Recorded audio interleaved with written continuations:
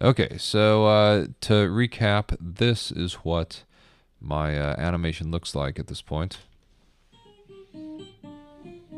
I'm not sick. I don't need help. I am who I say I am. Okay, so I have all of my shots set up so that I have a wide shot, and then I have a close up. I have another quick move to the wide shot, and then I have another close up and zoom in.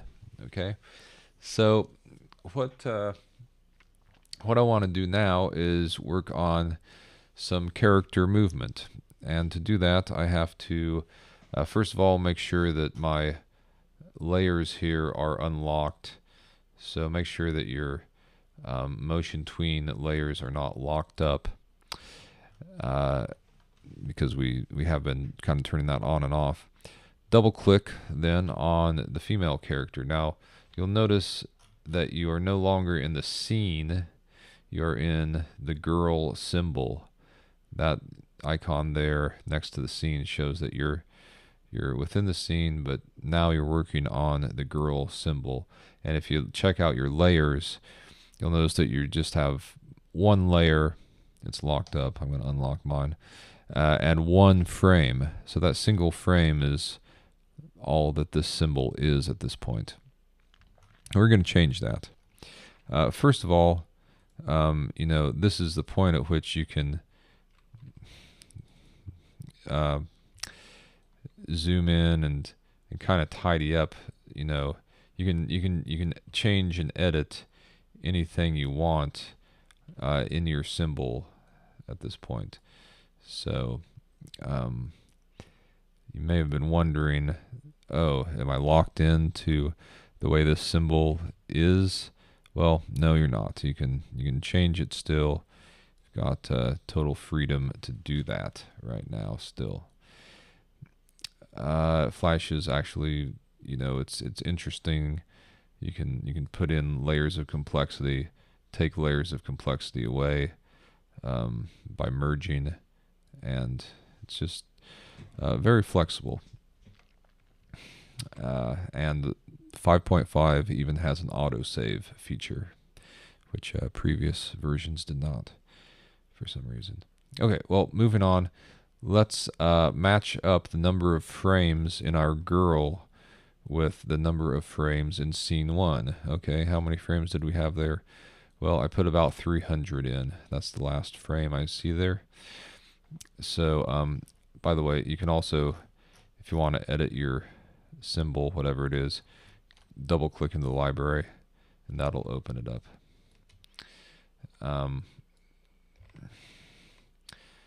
So I'm going to go to frame 300, right click, insert frame, and that brings me up to date there. Now I'm going to listen, and what I want to do is add some little shoulder shrugs on those words where she's saying, I'm not sick, I don't need help. Okay, so let's take a listen and see where those fall about. Let's see, it starts about right here.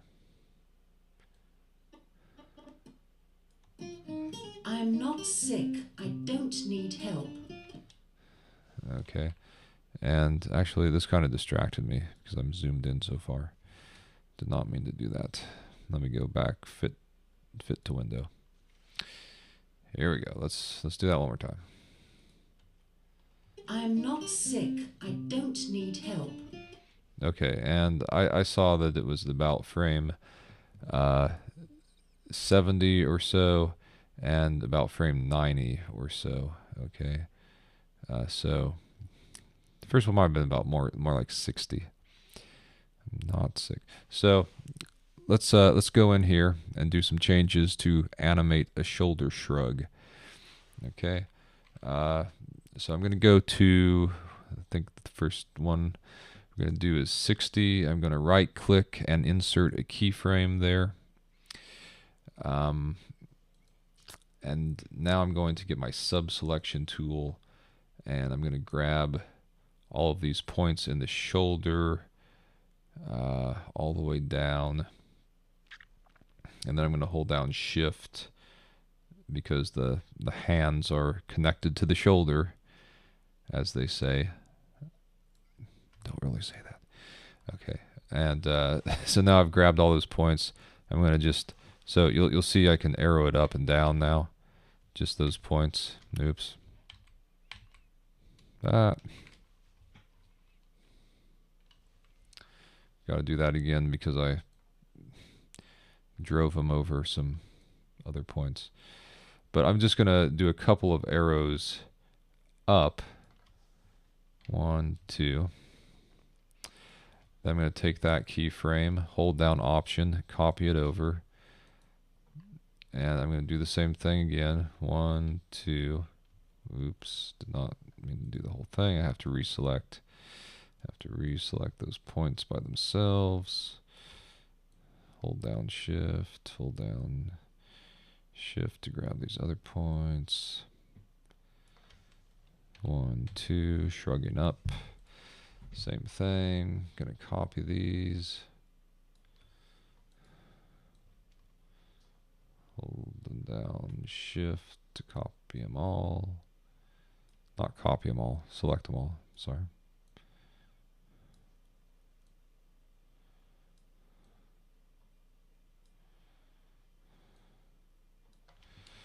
Arrow them up. 1, 2. One more time. Copy over.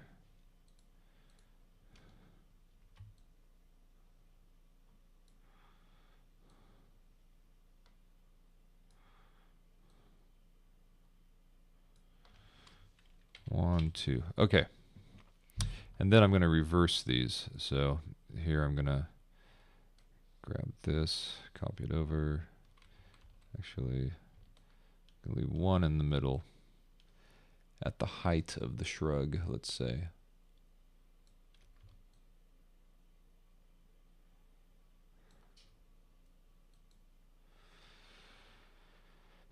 Okay, let's see how that looks now.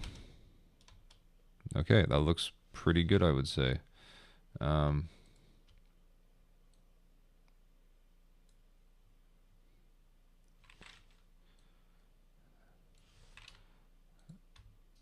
I feel like it was probably a little bit further over this motion. Okay, so now I have the sequence starting on frame 62, ending on 68. I'm going to go 30 frames because I said 60 and 90.